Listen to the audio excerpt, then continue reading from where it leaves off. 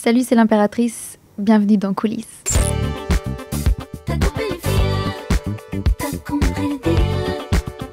Tout est plus facile quand on devient fou. T'as quitté l'usine, cassé la machine. Au-dessus des cimes, les cordes s'en foutent. Parce qu'au départ, je me sentais pas du tout légitime en tant que musicien, j'avais besoin de me cacher derrière un avatar, quoi. Et puis c'est surtout que j'ai découvert une grande part de féminité en fait en moi en composant cette musique, quelque chose que je connaissais pas. C'était un sentiment un peu indomptable, du coup, que j'ai décidé d'appeler l'impératrice. Pas en hommage à une quelconque noblesse du tout, mais pour son côté justement impérial et vraiment indomptable. On vient chacun apporter nos influences et nos bagages musicaux de par notre éducation musicale.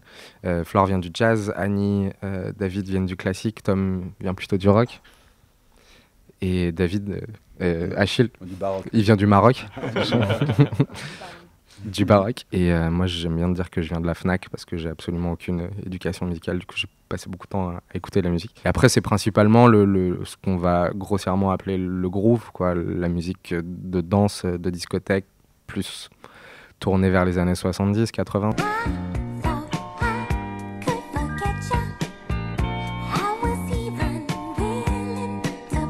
C'est vrai que c'est un truc à l'époque où c'était une musique qui était jouée en studio avec des musiciens choisis particulièrement pour leur style.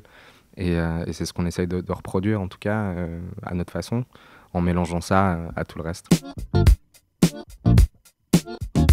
Je crois que c'est vraiment une question de goût, en fait, tout simplement. C'est un truc qu'on aime bien. Et comme on vit dans un monde très, très moderne où tout va très vite, etc., je crois nous, ça nous permet juste de tourner la tête un petit peu en arrière et de se dire c'était cool aussi, c'était joli. Il y a des choses qui sont un tout petit peu, pas perdues, mais en tout cas estompées. Et je pense que ça vient aussi de notre éducation justement musicale, comme on est certains, en tout cas, à venir du classique ou du jazz, et c'est des musiques qui sont vraiment jouées. On a vraiment découvert ce plaisir assez jeune de jouer de la musique avec des instruments, et c'est quelque chose que du coup on aime bien moderniser, mais en gardant cette patte.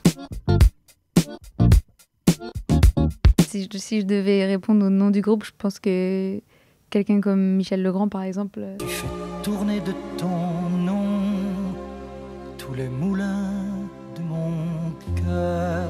C'était un très grand compositeur et je pense que tout le monde l'apprécie dans le groupe.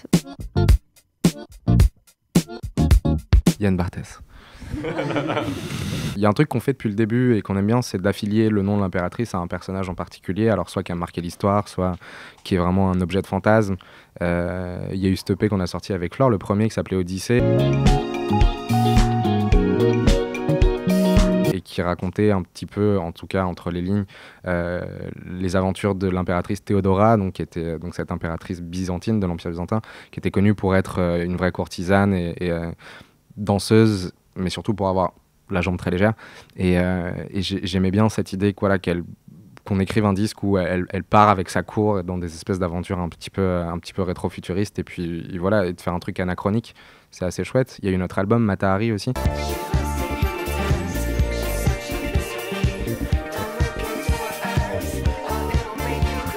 Où on a fait une musique qui était un peu plus française, un peu plus proche d'une bande originale.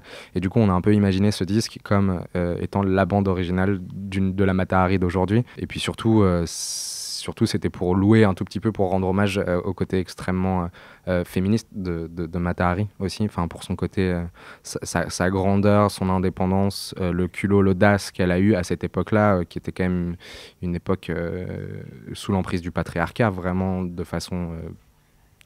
très très très concrète, plus qu'aujourd'hui je pense. Et elle a vraiment dupé un peu tous ces hommes et construit son mythe sur des mensonges, et c'est ce qui nous fascinait. Moi j'ai découvert l'album Wave de Antonios Carlos Jobim et j'écoute ça le matin, c'est génial.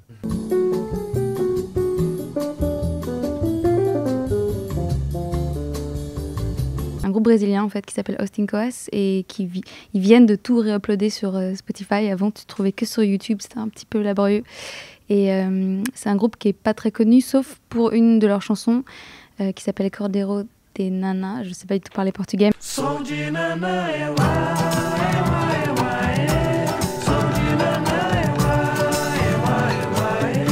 Donc voilà, maintenant maintenant vous pouvez tous aller les écouter. Moi, il y a un album d'un artiste qui s'appelle Chris.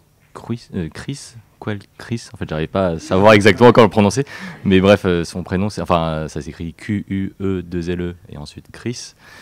Et c'est hyper cool, c'est tout smooth et c'est un peu dans la vague Anderson .Paak, Free Nationals.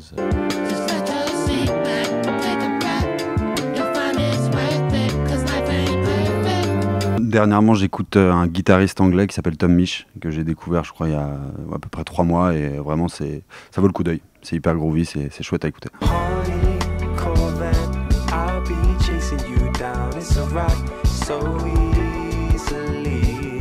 So